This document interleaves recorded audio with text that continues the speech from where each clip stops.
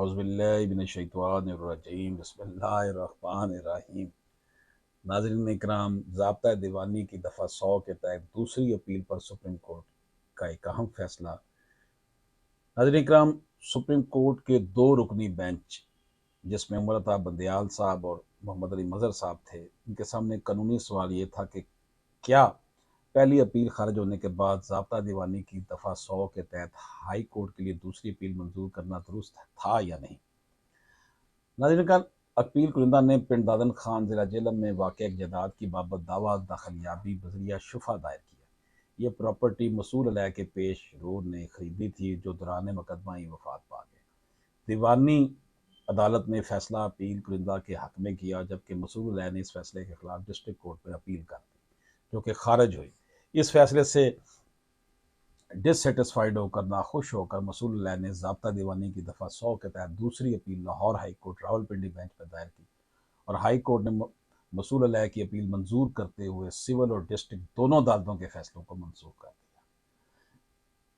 ناظرین اکرام، ضابطہ دیوانی کی دفعہ 100 کے دائرہ کار پر استدلال کے حوالے سے فریقین کے وکلاء کے قانونی دلائل سننے کے بعد آنریبل جسٹس محمد علی مظہر نے لکھا کہ ضابطہ دیوانی کی دفعہ 100 کا دائرہ کار صرف ایسی اپیلوں کی حد تک ہوتا ہے جہاں کوئی قانونی سوال زیر بحث ہو۔ انہوں نے لکھا کہ ہائی کورٹ نے کوئی قانونی سوال واضح نہیں کیا اور نہ ہی مقدمہ میں ہونے والی شہادتوں کا بخوبی جائزہ لیا۔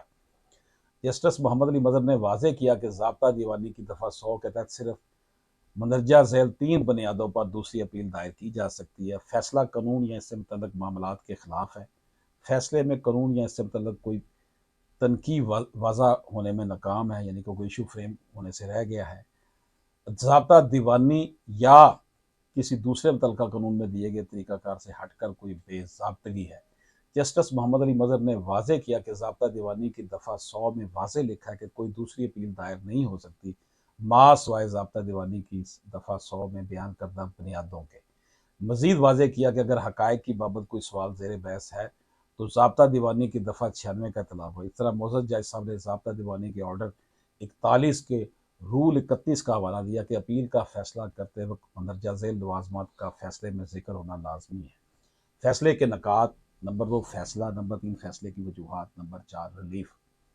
ناظرین کرام، اصل ڈگری میں کہاں اور کیا تبدیلی فیصلے میں تحریر کر کے اپیل گزار کو ریلیف دیا گیا ہے، لیکن اس مقدمے میں ہائی کورٹ نے ان سب قانونی دفعات کو مد نظر رکھے بغیر فیصلہ کیا تھا۔ سپریم کورٹ کے 2 رکنی بینچ نے متفقہ طور پر اپیل منظور کرتے ہوئے ہائی کورٹ کا فیصلہ مسترد کیا اور مقدمہ واپس کر کے ہائی کورٹ کو بھجوا دیا۔ یہ تھا جناب کیس مظفر اقبال بنام رفعت پروین وغیرہ۔ یہ آپ کی خدمت میں جناب ضابطہ دیوانی کی دفعہ 100 کے تحت دوسری اپیل پر سپریم کورٹ کا ایک اہم فیصلہ پیش کیا گیا۔ اشرف آسمی ایڈوکیٹ کو اجازت دیجیے۔ اللہ حافظ۔